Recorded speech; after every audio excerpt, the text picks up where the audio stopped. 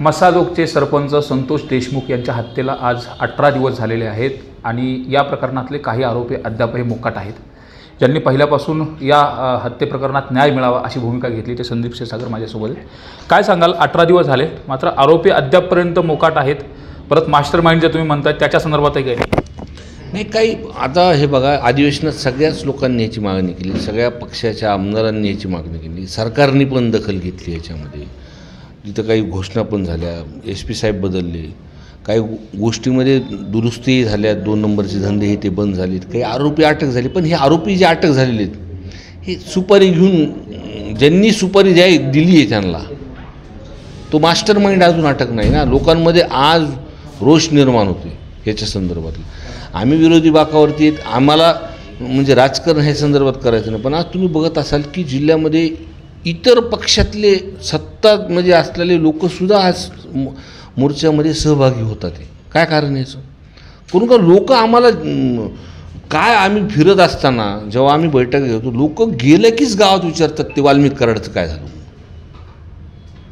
आणि त्यांना म्हणजे तुम्हाला उद्या मोर्चामध्ये म्हणजे आम्ही काही गाड्या काही लावल्या नाही आहेत म्हणजे, पण उद्या बघा तुम्ही किती गर्दी होती. 1 लाखाच्या पुढं उद्या लोक येतील आणि तुम्हाला त्यांचं दिसून येईल ते लोक.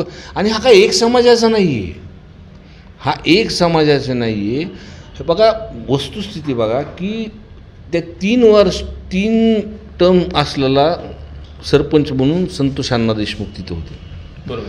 म्हणजे मी नेहमी माझ्या भाषणात कुठेही बोलताना बोलत असतो की आमदारकी खासदारकी एखाद्या ठीक आहे, पण ग्रामपंचायतचे इलेक्शन सगळ्यात कठीण आहे. बरोबर.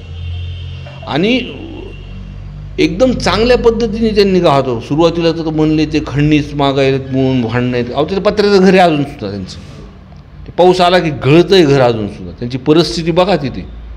आणि लोक त्यांच्यासोबत आहेत. आणि बौद्ध समाजाचा त्या गावातला वॉचमन तिथं त्या विंडमिलवरती होता, त्याला मारहाण तिथं ह्यांचे हे गुंड करत होते हे वाल्मिक कराडचे. तो बिचारा त्यांना त्या वॉचमनला वाचवायला तिथं गेला माणुसकीच्या नादाने. ह्याच्यामध्ये काय तर लोक म्हणतात फार बीड असं आहे तसं, माणुसकीच्या नादाने गेला ना ते. बरोबर. हां, आम्ही सुद्धा काय बोलतोय माणुसकीचे. अहो तो माझा मतदारसंघ नाही आहे तो.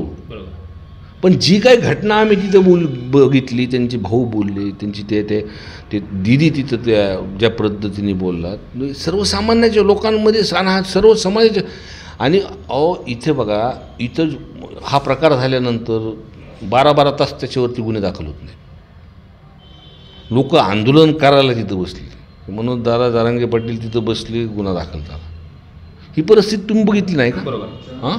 आणि दुसरीकडं रामकृष्ण बांगरसारखं कुटुंब पाठवत्यातलं हे सगळं कोण करतं नेमकं? हे वाल्मिक कराड. हे जे पोलीस स्टेशन जे चालवतात हे घर असल्यासारखं चालवतात त्यांची पोलीस स्टेशन. माझ्या निवडणुकीनंतर एकाने फटाकडे वाजवले तर त्याला 307 दाखल केली. वस्तुस्थिती बघितली पाहिजे तिथे. तो आहे तिथं त्या प्रसंगात का नाही आहे, त्याचं मोबाईल लोकेशन काहीतरी तपासलं पाहिजे ना.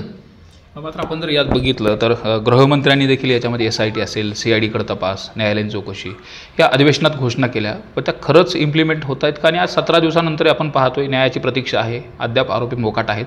मग इथं कायदा सुव्यवस्था असतील, गृहमंत्री असतील, मुख्यमंत्री असतील, कशा पद्धतीने वागतायत नेमकं काय हे असेल? बघा, सरकारने निर्णय घेतल्यानंतर त्याच्यामध्ये बदल झालेला आहे. मी ज्या गोष्टी खऱ्यात ते बोलायलाही पाहिजे.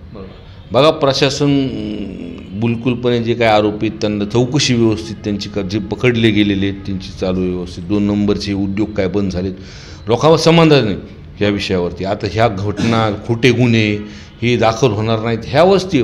पण आम्ही काय म्हणतो आहे की जो मास्टर माइंड आहे वाल्मिक कराड तो कुठे? एकदा धनंजय मुंडे साहेब स्वतःच म्हणतात ते माझ्या निकटवर्ती आहेत. जेव्हा जिल्हा म्हणतोय, आम्ही म्हणत नाही, जिल्हा आहे म्हणतात ते, या सत्यामधले असणारे त्यांच्यासोबतचे आमदार त्यांचं नाव घेऊन बोलतात. ते जर खरं खोटं जे असेल तर त्यांनी त्याला जमा करून टाकलं पाहिजे. बरोबर आहे ना? हे तर शक्य आहे ना त्यांच्याकडून. आमची मागणी तीच आहे, जिल्ह्याची सुद्धा मागणी हीच आहे की त्यांनी राजीनामा दिला पाहिजे. कोण का त्यांच्या ह्या मंत्रिपदामुळंच त्यांना हे श्रेय भेटतं आहे, आमच्या सगळ्यांचं म्हणणं आहे. अच्छा, म्हणजे कुणाच्या तरी पाठबळामुळे होतं हे सगळं? अहो धनंजय मुंडे साहेबांच्या पाठबळामुळं, कुणाच्या हे ते नाही, त्यांच्याच पाठबळामुळं होतं हे फक्त. मात्र काल धनंजय मुंडे यांनी सांगत असताना सांगितलं की ज्या पद्धतीने माझे ते निकटवर्ती माझे सुद्धा संबंध होते, म्हणजे अनेकाशी संबंध असं दाखवण्याचा प्रयत्न केला जातोय. नाही, मला ह्याच्यावरती माहीत नाही. मला असं वाटतं तुम्ही हे धस अण्णांनाच हा प्रश्न विचारा की ती काय बोलली होती. तू माझ्या निगडीत असला असता तर मी बोललो असतो. मात्र उद्याचा मोर्चा कशा होणार आहे, कोण कोण यामध्ये सहभागी होते आणि नेमक्या ज्या प्रमुख तुमच्या मागण्या आहेत कशा, उद्याचं रूपरेषा कशा असणार आहे? काही नाही, डॉक्टर बाबासाहेब आंबेडकरांच्या तिथं अभिवादन, पुतळ्याचं अभिवादन करून तिथं सगळे जमणार आहेत. या मोर्चामध्ये सगळ्या जाती धर्माचे लोक आहेत. इथं पक्ष नाही, कुणी कुणाचं गटाचं नाही, कुणी काही नाही, माणुसकीच्या नात्याने आम्ही तिथं सगळे तिथे जमणार आहोत.